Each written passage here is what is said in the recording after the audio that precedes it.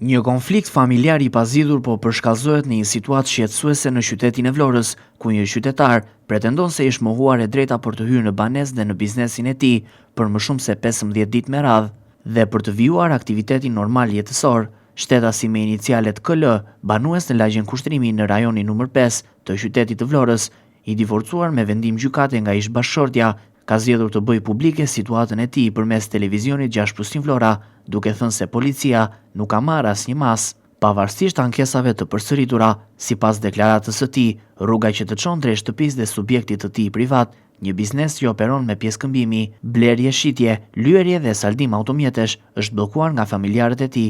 Ata kanë vendosur makina të vjetra dhe pjesë metalike në mes të rrugës, duke e bërë të pamundur qasje në pronat e tij. Është e papranueshme që unë nuk mund të hyj në shtëpinë time dhe në biznesin që kam ndërtuar me djers. Kam 15 ditë që jetoj I rrethuar. Kam bërë kallëzim, kam kërkuar ndihmë, por policia nuk ka reaguar. Ai shton se kjo situatë po ndikon rënd në jetën e tij personale dhe profesionale, duke paralajmëruar se nëse institucionet nuk reagojnë, konflikti mund të agravojë edhe më tej. Unë nuk dua konflikt, dua zgjidhje, por policia duhet të hap rrugën. Po pres me durim, por çdo ditë që kalon është një presion psikologjik dhe ekonomik I madh. Ky është një bllokim që ndodh përpara syve të ligjit dhe askush nuk lëviz.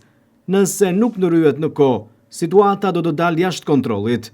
Shtetasi me inicialet KL kërkon ndërhyrjen e menjëhershme të policisë së shtetit për të zhbllokuar rrugën që I është zaptuar padrejtësisht dhe për të ndaluar përshkallëzimin e mëtejshëm të konfliktit mes palëve. Ai apelon gjithashtu edhe për ndihmën e institucioneve të tjera për të garantuar të drejtën e lëvizjes dhe qasjes në pronat e tij.